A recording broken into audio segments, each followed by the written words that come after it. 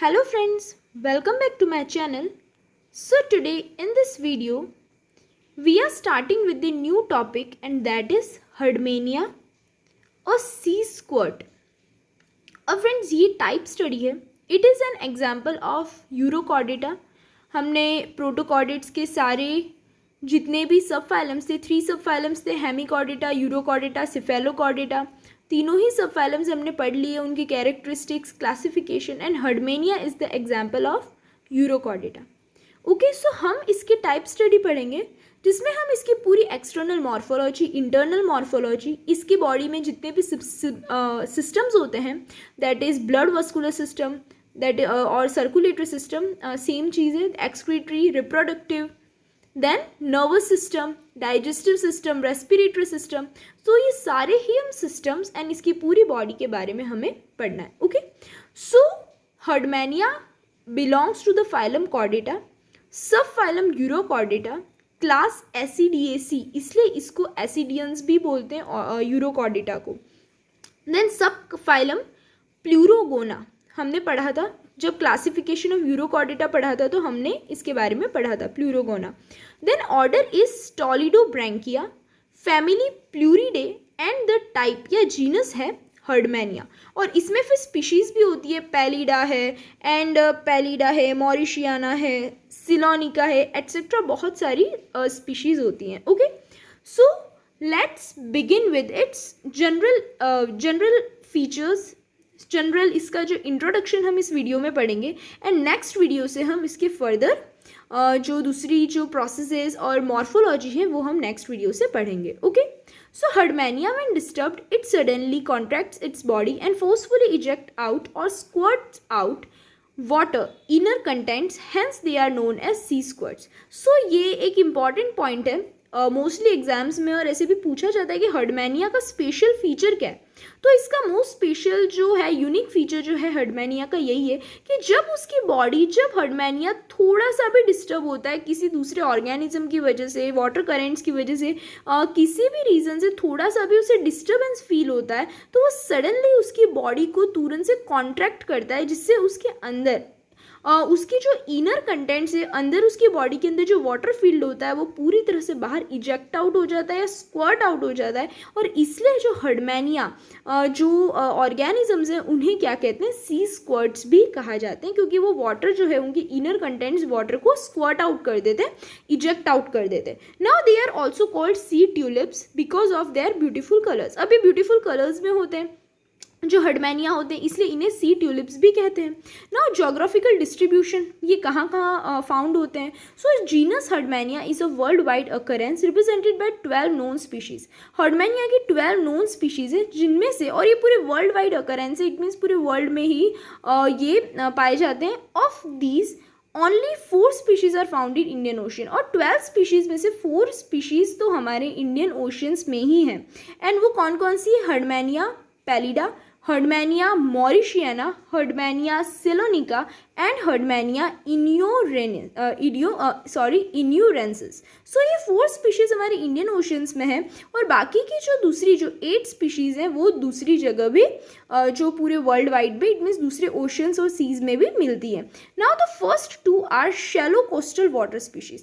अब जो pallida and mauritiana species है वो shallow water, shallow coastal water, it means coastal areas में शैलो वाटर में ही ये सर्वाइव करती हैं, रहती हैं. बट जो लास्ट 2 8 में सेलोनिका एंड इन्यूरेंसिस, वो कैसी हैं, they are deep water species. वो डीप वाटर स्पीशीज़ है, इट मीन्स वो डेप्थ में रहती हैं और ज़्यादा उनको गहराई में रहती हैं, शैलो वाटर में नहीं रहती हैं. Okay, so next is habits and habitat. अब इनकी हैबिट्स या हैबिटेट कहाँ होती है. So it is a solitary, individual survive करती है, इंडिविजुअल स्पीशीज़ होती है, ऑर्गेनिजम्स होते हैं. सेडेंट्री होते हैं, सेडेंट्री मीन्स एक पर्टिकुलर एरिया में ही ये रहते हैं, कहीं बाहर इधर उधर नहीं जाते हैं, दूसरे एरिया में नहीं जाते हैं, और जाते हैं तो किसकी हेल्प से जाते हैं, जो हम सेकंड पॉइंट पे पढ़ेंगे, मॉलस्क की हेल्प से.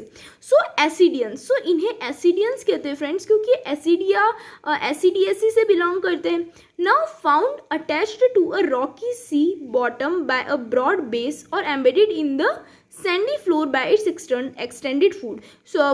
सो ये कहाँ कैसे रहते हैं अटैच्ड, तो सो Rocky C.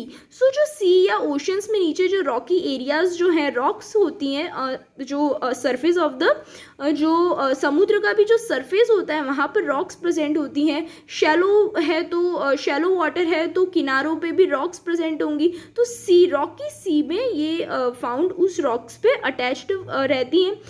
Then bottom by a broad base. So हम नेक्स्ट वीडियो में जब इसकी एक्सटर्नल मॉर्फोलॉजी पढ़ेंगे तब हम पढ़ेंगे कि इसकी जो बॉडी है वो 2 पार्ट्स में डिवाइडेड है।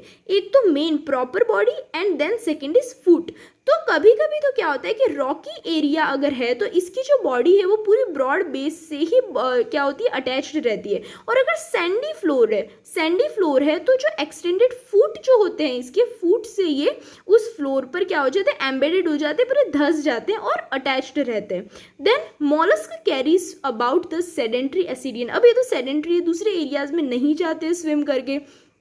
जो मॉलस्का होते हैं, शेल वाले जो ऑर्गेनिजम्स हैं उन्हें मॉलस्क कहते हैं।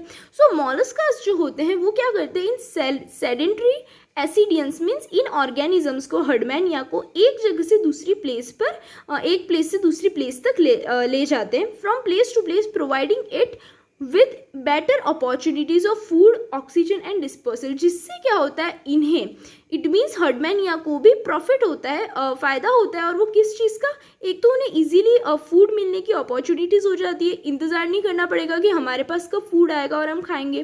देन ऑक्सीजन भी मिल जाती है क्योंकि वाटर है जगह जगह, इट मीन्स डिजॉल्व ऑक्सीजन होती है, सो ऑक्सीजन की प्रॉब्लम नहीं होती है। देन डिस्पर्सल मीन्स ये सेडेंट्री ऑर्गेनिजम्स है तो ये एक जगह से जब दूसरी जगह पे जाते हैं, सो दूसरे एरिया में जाते हैं तो वहाँ पर ये फीडिंग करते हैं और वहीं पर रिप्रोडक्शन भी कर देते हैं। So that is dispersal. Then Herdmania conceals and protects the mollusca from enemies. अब इसी के उल्टा, आपने सिम्बायोसिस पढ़ा होगा, सिम्बायोटिक एसोसिएशंस जो होते हैं, दो एक साथ मिल करके एक क्या कर रहे हैं, नया फॉर्म न्यू फॉर्म कर रहे हैं, लाइकेंस। मेरे फ्रेंड्स लाइकेंस की पूरी वीडियोस एक प्लेलिस्ट बना रखी है जिसमें आप लाइकेंस के पूरे टॉपिक पढ़ सकते हैं। मैंने ऑलरेडी उस टॉपिक्स को एक्सप्लेन कर रखा है।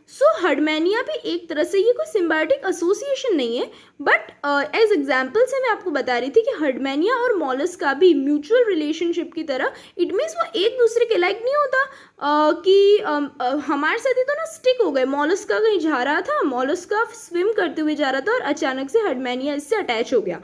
दोनों साथ में, तो क्या होता है, मॉलस्का की हेल्प से जो हर्डमैनिया को फूड, ऑक्सीजन और डिस्पोजल में हेल्प मिलती है, और हर्डमैनिया उसी के जो अपोजिट मॉलस्का के लिए क्या प्रॉफिटेबल होता है कि वो प्रोटेक्ट और कंसील करता है मॉलस्का को एनिमीज से, जिससे मॉलस्का सेफ रहता है। Then it is microphagous feeder animal feeding on the microscopic plants and animals like diatoms, algae etcetera.